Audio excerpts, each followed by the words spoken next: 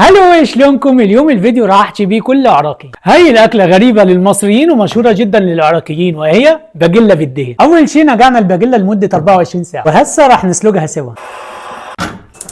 هسه راح نغسل الباقيلا، نعوف الباقيلا تتسلق لمده ساعه. وهسه نقطع البصل، نجيب الطبق ونقلي البصل. وهسه نقلي البصل، وهيك وصلنا لهذا اللون. وهسه نطق البيض، وهسه نقلي البيض.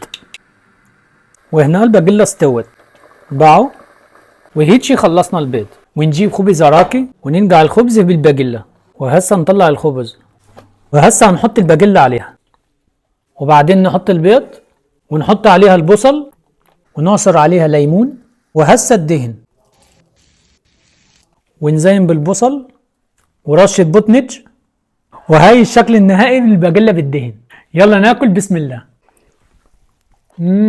اويلي على الطعم، عزب عينك يا سلام. اروح فدوة ليكوا يا عراقيين.